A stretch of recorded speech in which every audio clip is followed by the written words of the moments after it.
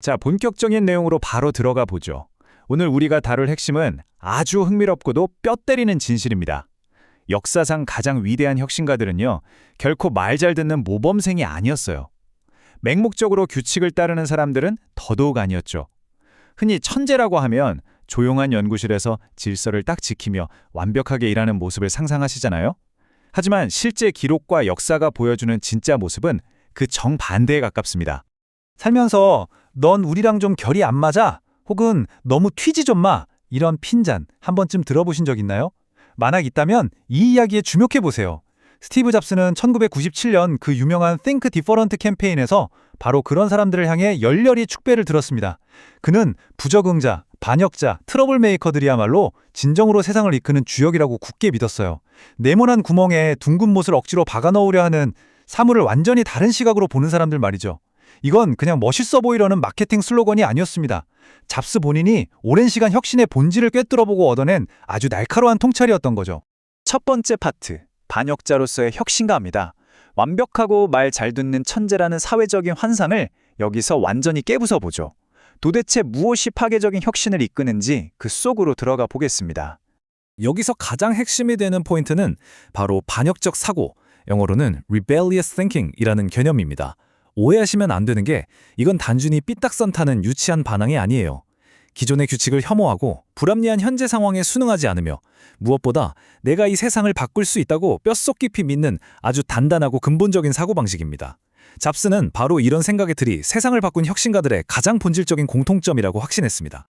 두 번째 파트는 권위에 도전한 천재들입니다. 이 반역적 사고라는 게 실제 역사 속에서는 어떤 모습이었을까요? 우리가 너무나 잘 아는 위대한 천재 두 명의 사례로 바로 확인해 보시죠. 첫 번째 인물, 바로 물리학의 거장 알베르트 아인슈타인입니다. 놀랍게도 아인슈타인은 결코 모범생이 아니었어요. 전혀요.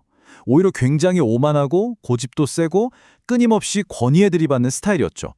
오죽하면 교장을 단단히 화나게 만들어서 학교에서 쫓겨나기까지 한 완전 트러블 메이커였습니다. 대학생 때도 마찬가지였어요. 첫 지도교수가 아인슈타인한테 넌 정말 똑똑한데 남의 말을 절대 안 듣는 게 가장 큰 문제다 라고 대놓고 경고했을 정도니까요. 그런데 참 역설적이죠. 바로 그 남의 말을 듣지 않고 기존 물리학의 절대적인 규칙들을 의심했던 그 반항적인 태도가 세상을 완전히 뒤집어버린 상대성 이론을 탄생시킨 진짜 원동력이었다는 사실 말입니다. 이런 패턴은 천재 발명가 토머스 에디슨을 보면 똑같이, 아니 어쩌면 훨씬 더 심하게 나타납니다. 에디슨 역시 수업에는 도무지 집중을 못하고 맨날 몽상에만 빠져있는 굉장히 산만한 아이였어요. 중학교 교장 선생님이 수업 중에 존다, 낙서한다 하면서 반 친구들 다 보는 앞에서 에디슨의 뺨을 때리고 거칠게 욕을 했다고 하니 말다 했죠. 심지어 학교의 시차로 장학사조차 에디슨을 보고 쟤는 머리가 좀 이상하다, 학교에 계속 두는 건 완전 시간 낭비다 라고 대놓고 혀를 찼을 정도였습니다. 여기서 아주 충격적인 숫자 하나를 말씀드릴게요. 바로 3입니다. 에디슨이 정규 학교 교육을 받은 기간이 고작 3개월이 전부였어요. 단 3개월이요. 사실상 학교에서 쫓겨난 거나 다름없었죠. 하지만 그는 그 길로 엄청난 독서광이 배어서 혼자만의 방식으로 지식을 스펀지처럼 빨아들였습니다. 학교라는 그 좁고 답답한 틀과 획일적인 규칙으로는 에디슨의 그 폭발적인 호기심을 도저히 담아낼 수가 없었던 겁니다. 세 번째 파트, 반문화, 사회적 저항과 혁신의 연결고리입니다. 자, 지금까지 본 이런 반역적인 사고방식이 과학자나 발명가들만의 전유물이었을까요? 절대 아닙니다.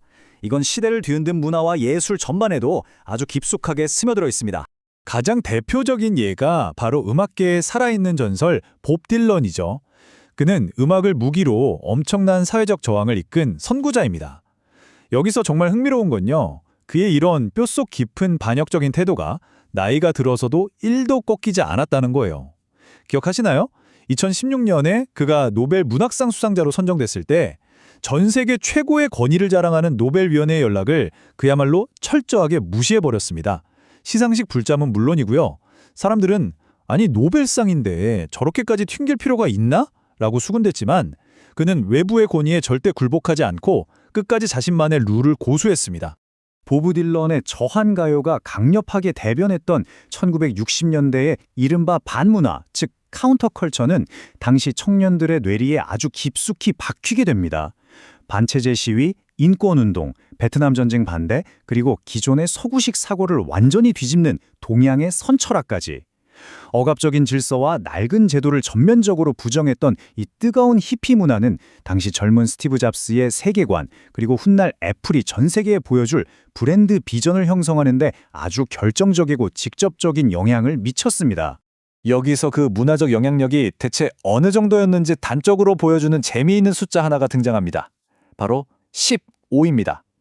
스티브 잡스가 자기 아이팟 안에 보브 딜런의 앨범을 정확히 15장이나 꽉꽉 채워놓고 다녔다는 사실 아셨나요? 1962년 데뷔 앨범부터 89년 앨범까지 말이죠. 카운터컬처의 우상이었던 딜런의 음악을 귀에 달고 살면서 잡스는 기존의 룰을 깨부수고 남들과는 다르게 생각하는 이 반역자의 기질을 자기 심장 속에 아주 깊이 새겨넣었던 겁니다. 자, 이제 네 번째 파트, 반역적 사고의 수용으로 넘어가 보겠습니다. 그렇다면 이 거칠고 역사적인 저항의 정신이 고도로 발전한 지금의 현대 비즈니스 생태계에서면 과연 어떻게 적용되고 있을까요? 오늘날 전 세계를 쥐락펴락하는 테크 거인들을 한번 살펴볼까요? 메타, 우버, 스페이스X. 이 기업들의 창업자들 모두가 우리가 방금까지 이야기한 반역적 사고, 정확히 이 동일한 무기로 들고 세상의 상식을 박살냈습니다. 메타는 사람들이 소통하는 방식의 오랜 한계를 깨버렸고요. 우버는 수십 년간 굳어져서 절대 안 바뀔 것 같았던 택시 산업의 철옹성 같은 규제를 정면으로 뚫고 나갔죠. 스페이스X는 또 어떤가요?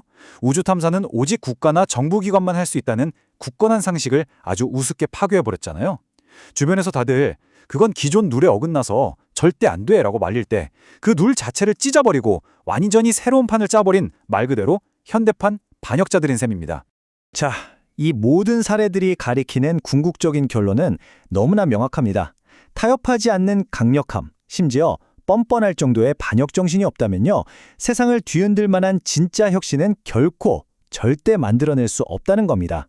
다수가 믿고 따르는 상식을 뒤집으려고 하면 필연적으로 엄청난 반발에 부딪히게 됩니다.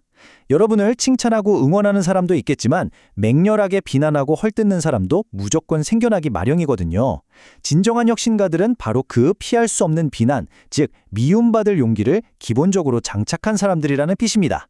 오늘 해설을 마무리하면서 여러분께 아주 묵직한 질문 하나를 던지고 싶습니다. 아인슈타인, 에디슨, 스티브 잡스, 우리가 천재라고 추앙하는 역사상 가장 위대한 지성인들도 알고 보면 한때는 그저 구제불능 말썽꾸러기, 허무맹랑한 몽상가, 심지어 바보라고 조롱받았다는 사실, 오늘 우리는 명확하게 확인했습니다.